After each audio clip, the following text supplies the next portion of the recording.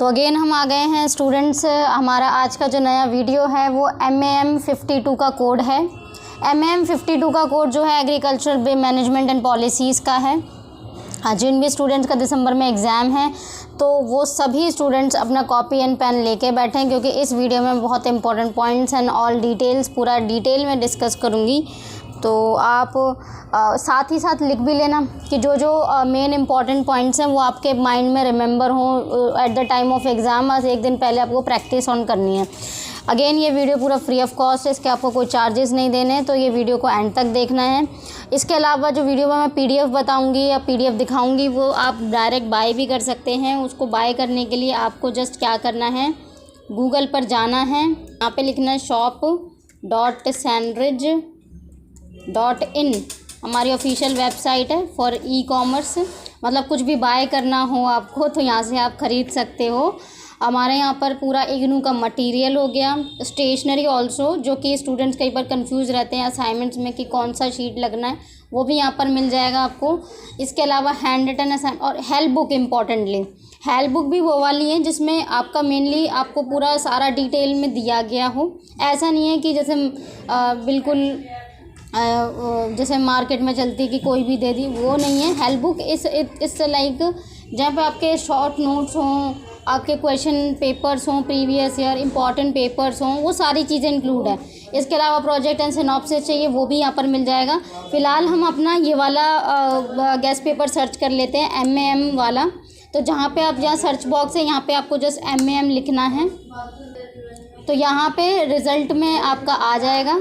देखो जैसा मेरा यहाँ पर आ गया। MAM के असाइनमेंट्स भी अवेलेबल हैं स्टूडेंट्स, तो आप आराम से असाइनमेंट्स भी ले सकते हैं। काफ़ी कम प्राइस में हमारे पास अवेलेबल है। 49 से शुरू हैं असाइनमेंट्स। और यहाँ पे गेस्ट पेपर जो इम्पॉर्टेंट पेपर है जो अभी आपको डिस्कस करूँगी यहाँ पे 90 रुपीज़ में है। तो आप यहाँ से डायरेक्ट बाय कर सकते हैं। आपका जस्ट डाउनलोड हो जाएगा आफ्टर पेमेंट। और अगर आपको व्हाट्सअप पे कोई डिटेल पूछनी है, कोई जानकारी चाहिए, तो आप इस नंबर पे व्हाट्सअप कर सकते हैं, which is given on your screen. तो यहाँ से आप डायरेक्ट बाय कर सकते हो, डायरेक्ट आपके पास मेल आ जाएगा to download the file.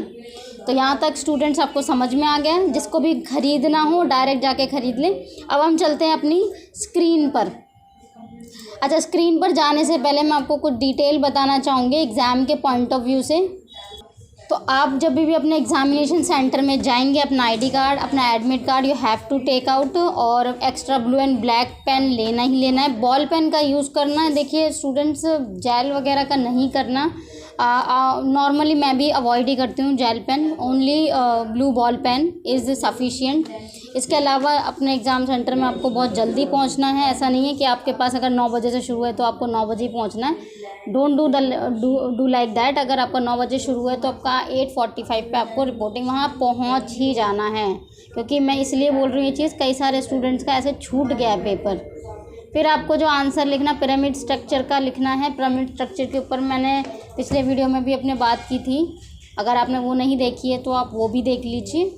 Video का लिंक आपको डिस्क्रिप्शन में प्रोवाइड हो जाएगा। चलिए शुरू करते हैं। हमारा गैस पेपर है which is important question papers. और इसके जो क्वेश्चंस हैं वो मेनली वहाँ से आपके वहाँ इग्नू की ज्ञान कोश बुक से लिए गए हैं, जो कि ऑफिशियल है। विच इज़ जब का आपका पेपर आएगा वो भी उसी में से आएगा। सो आपको यहाँ से ही अपनी प्रिपरेशन करनी है। So there is a first question which is define agri business. Agri business क्या होते हैं, you have to describe it in a easy format. आपको दिया गया है तो आप इसको लिख सकते हैं या आपको इसको पॉइंट वाइज भी लिख सकते हैं। So there is a second question, what is the nature of agri business. वैसे ये सेम एक ही क्वेश्चन में इंक्लूड हो सकता है कि पहले आपसे पूछ लिया जाए what is agri business and then the what is the nature, तो डिस्क्राइब बोथ। तो ये दोनों भी ऐसे करके पूछा जा सकता है सिंगल क्वेश्चन में। Third question which we have is what are the components of agri business system. तो एग्री बिजनेस सिस्टम के क्या क्या कंपोनेंट्स होते हैं वो आपको इसमें लिखने हैं।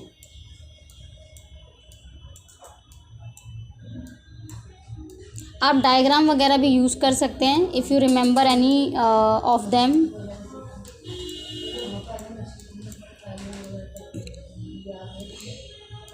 What are the crucial linkages between different systems of the agree business system. तो एग्री बिजनेस सिस्टम में कौन कौन से क्रूशियल लिंकेजेस होते हैं वो आपको इसमें बताने हैं।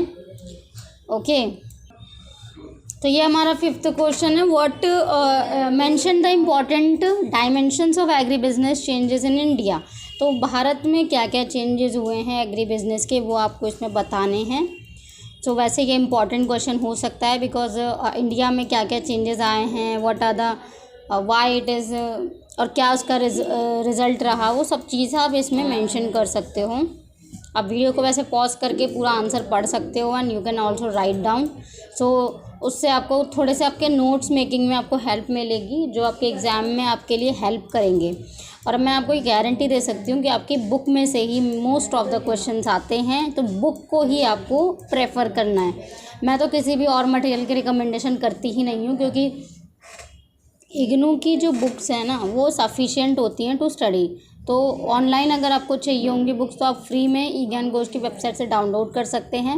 And these are the guest paper, जो कि आपको उसमें इंपॉर्टेंट क्वेश्चंस जो उनसे लिए गए हैं उसमें हेल्प करेंगे कि आपको जल्दी से अपना एग्ज़ाम में जो है टाइम नहीं है प्रिपरेशन का, तो आप जल्दी से कुछ एक इम्पॉर्टेंट क्वेश्चंस की प्रिपरेशंस कर लो। देन हमारा 7th क्वेश्चन है। What is the importance of public private partnership mode in agree business system development in the country. So also this is important. क्या क्या इम्पोर्टेंस है दोनों का, वो चीज़ें आपको बतानी है।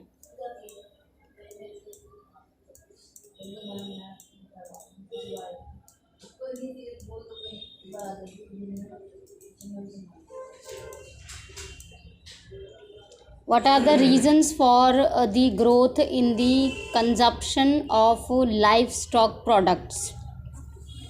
सो इसमें आपको बताना है कि जो ग्रोथ है, जो कंजम्पशन होता है लाइव स्टॉक प्रोडक्ट्स का, वो किस तरीके से कौन कौन से रीज़न से होता है और क्या ग्रोथ है उसका, वो आपको उसमें बताना है, मतलब क्यों हो रहा है। तो पहला तो पॉपुलेशन ग्रोथ हो रही है ना। Then the second is urbanisation, जिस तरीके से अर्बनाइजेशन हो रहा है, और न्यूट्रिशनल अवेयरनेस हो रही है, उस वजह से ये काफ़ी इंक्रीजमेंट आ रहा है देखने को। काफ़ी सारे पॉइंट है, you can just learn a 1 to 3 points you can just remember, और उसी को एलैबोरेट करके भी आप लिख सकते हो। It's up to you.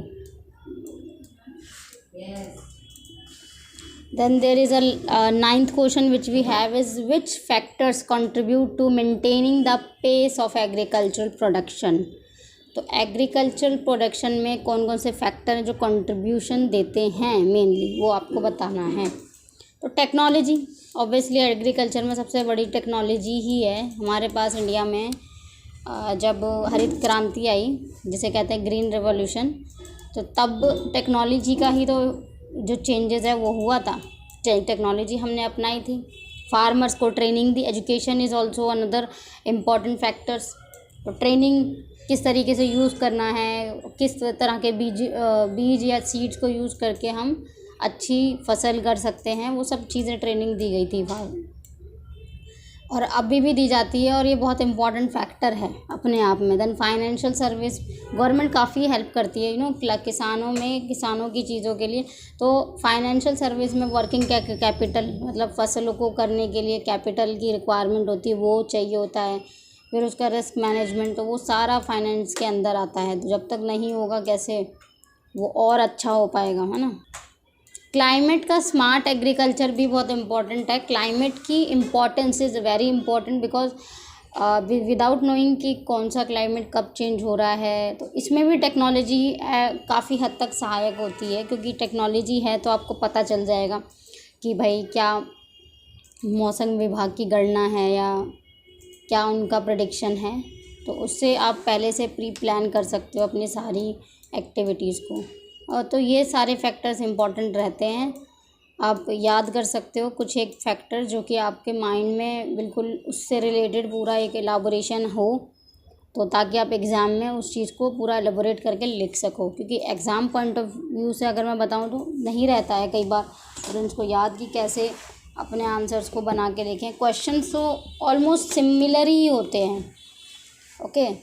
Question जो हैं सिमिलर होते हैं, उससे बस आगे पीछे करके पूछ लिया जाता है।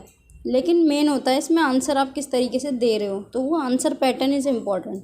देन हमारा 10th क्वेश्चन है, how to define diversification in agriculture. तो डाइवर्सिफिकेशन क्या है और कुछ कैसे हम कर सकते हैं वो आपको इसमें बताना है। तो क्रॉप का करते हैं हम डाइवर्सिफिकेशन, लाइफ स्टॉक का करते हैं, एग्रो फॉरेस्ट्री होती है इसमें, फिर इसमें नॉन ट्रेडिशनल भी हैं जिसमें एग्रीकल्चरल एक्टिविटी में इंक्लूड रहते हैं जो। तो again I would like to say is कि अगर आपको इसका पीडीएफ चाहिए होगा, अगर आपको कोई भी प्रॉब्लम आ रही है वीडियो में, तो आप इसको बाय कर सकते हैं, अदरवाइज़ तो वीडियो में ही मैंने सफिशिएंट मटेरियल आपको दिखाया है, ठीक है। इसके अलावा इसकी बुक्स अगर आपको इग्नू से मिल रही है ठीक है, नहीं तो आई वुड सजेस्ट यू तो कि आप ना जैसे एग्ज़ाम के ना 1 महीने पहले ही ना बुक्स वगैरह अपने पास रखें, because that will be helpful. Then there is a 11th question which we have is list the linkage between agriculture and industry। तो एग्रीकल्चर एंड इंडस्ट्री में क्या लिंकेज है। सबसे पहला input supply, processing and value addition, technology transfer, infrastructure development, energy linkages, employment generation, research and innovation, financial linkages obviously, and trade and export, environmental impact. तो ये कुछ हमारे points हैं। अच्छा, यहाँ पे ये भी इम्पॉर्टेंट है बहुत ज़्यादा, name the institutional sources of agricultural finance. Agriculture यानी वही चीज़ है कि फाइनेंस से रिलेटेड आपको इसमें बताना है कि कौन कौन से इंस्टीट्यूशनल हैं। कमर्शियल बैंक्स हैं, रीजनल रूरल बैंक्स हैं, कोऑपरेटिव बैंक्स हैं, ठीक है, नाबार्ड है, national bank for agricultural and rural development, बहुत इंपॉर्टेंट है, इसकी फुल फॉर्म भी आ सकती है। Micro finance institutions is also there, ठीक। इसके अलावा NBFCs हैं, नॉन बैंकिंग फाइनेंशियल कंपनीज भी होती हैं जिसमें आपका इंश्योरेंस कंपनीज आती हैं, क्रेडिट प्रोग्राम्स होते हैं जो गवर्नमेंट के, वो भी नॉन बैंकिंग में आते हैं। अब इसमें ये भी इम्पॉर्टेंट है, what do you understand about the national agriculture market. So it is the national agriculture market is eNAM is a flagship initiative in the India which aims to create a unified national market for agricultural commodity. So ये एक तरीके की market है जिसमें community बनाने की कोशिश की गई है। 2016 में इसका जो है उद्घाटन हुआ था, लॉन्च हुआ था। इसमें इम्प्रूवमेंट बताए गए हैं कि इन चीज़ों का इम्प्रूवमेंट रहेगा, ट्रांसपेरेंसी होगी, एफिशिएंसी होगी, कॉम्पिटिटिवनेस होगी, और जो पूरा ये सारी चीज़ें वो एग्रीकल्चर मार्केटिंग को ध्यान में रख के किया गया था। इसमें ऑनलाइन ट्रेडिंग प्लेटफॉर्म बनाए, ठीक है, प्राइस डिस्कवरी की, क्योंकि पहले ऐसा होता था ना कि कुछ भी एक सेंट्रल चीज़ नहीं है जिसमें ना प्राइस का कुछ अता पता, तो काफ़ी बीच के बिचौलिए इसमें बहुत अहम रोल प्ले करते थे, उनका ही मेन रोल हुआ करता था। लेकिन जब से गवर्नमेंट ने अपनी पॉलिसीज़ निकाली हैं तब से ये चीज़ें काफ़ी कम हो चुकी हैं और धीरे धीरे इनको किसानों को भी एजुकेट किया जा रहा है। सो आप वीडियो को एंड तक देख सकते हैं। एंड अगर आपको ये वीडियो में कुछ समझ नहीं आता तो कमेंट करके ज़रूर बताएं,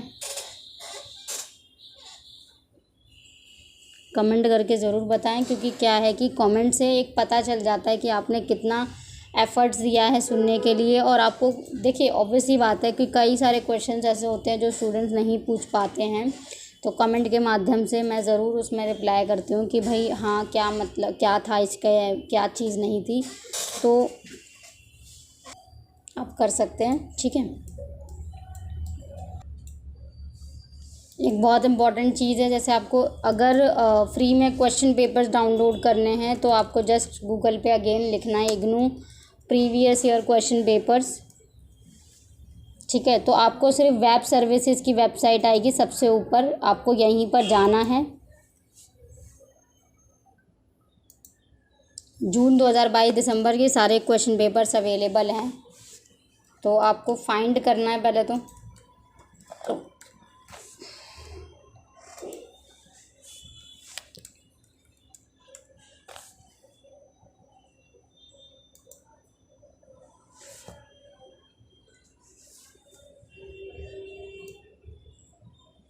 सो इस तरीके से क्वेश्चन पेपर आपको मिल जाएगा, ठीक है।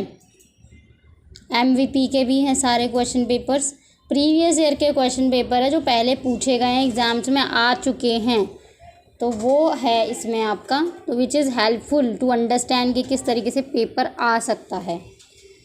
तो यहाँ तक ये थी हमारी वीडियो। अगर आपको अच्छी लगे तो do like, share and subscribe this channel. Thank you for watching.